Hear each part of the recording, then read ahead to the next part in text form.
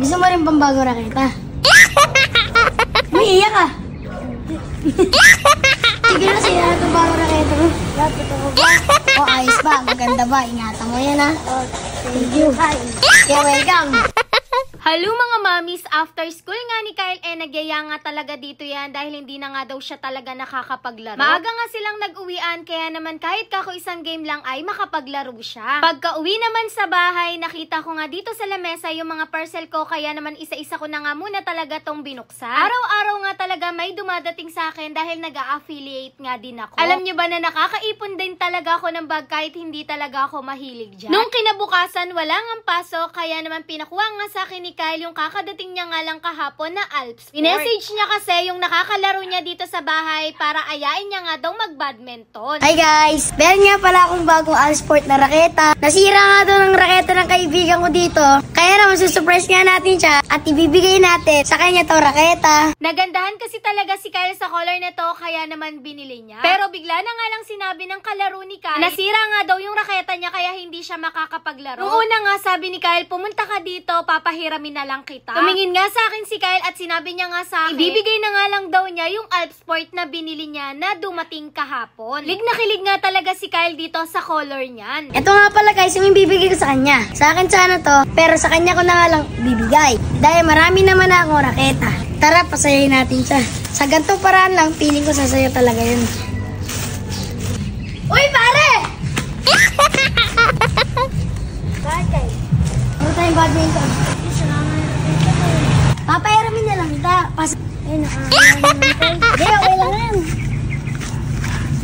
Bago raketa eh. Ito nga yung raketang sinasabi sa kanya ni Kyle na bago niya. Gusto mo rin bang bago raketa? Umiiyak ka. Sige na, siya na itong bago raketa mo. Lapit ako ba? Oo, totoo. Bibigyan ko ka ate. Hindi. Ikaw naman, huwag mo. May bago na raketa. Masaya nga daw siya sa binigay sa kanya ni Kyle dahil hindi naman daw talaga niya expect. Sabi daw kasi sa kanya ni Kyle, pahihiramin nga lang daw talaga siya kaya medyo nahihiya din siya kay Kyle. O, ayos ba? Maganda ba? Ingatan mo yan, ha? Thank you. Kaya welcome. Tara, nasunod ka. Inaya niya na nga din kaagad si Kyle na maglaro. Yes, may bago na akong raketa. Sige. Ganda yan. Sabi mo, sira yung raketa mo eh. Palagi nga din pala siya binibigyan ni Kyle ng grip. Tapos nag-request nga din ulit siya kay Kyle na palitan yung grip niya. Gusto nga daw niya yung katulad ng grip ni Kyle kaya naman pinalitan na nga to ni Kyle. Happy ka ba sa binigay ni Kyle? Oh, welcome. Galingan mo mag-badminton, ha? Hindi mo po siya alam na bibigyan ako. Ang pagkawin ko ng po.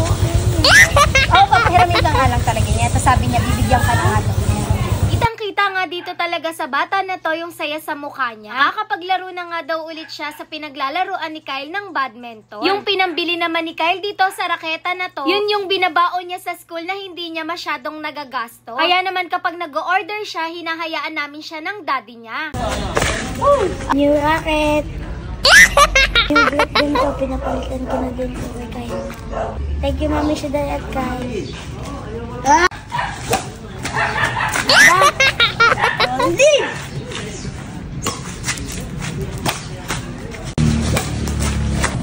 Sorry, Kyle, ang ganda. Kung masaya nga yung pinagbigyan ni Kyle, doble yung saya nun kay Kyle. Dahil hindi nga daw niya hiningi sa amin yung pinambili dito. Kakatapos nga lang namin maglaro ng badminton. Kaya naman namamaya nga muna kami dito. Mamaya-maya nga daw siya uuwi. Alam nyo ba guys, ang saya lang sa feeling na nakakapagpasaya din ako na mga katulad kong bata. Madalas makulit, tigas ang ulo, tapos minsan pasaway. Sorry na, wala nang perfectong bata. Diba totoo? Oo, tama ako eh. Gumawa nga din si Kyle dito ng biskwit tapos gusto nga daw ng kalaro niya ng soft drinks kaya naman dinala na nga rin ni Kyle para daw makapagmerienda. Dalas kasi siyang pinupuntahan dito niyan para may kalaro siya. Yun lang, thanks for watching, bye-bye!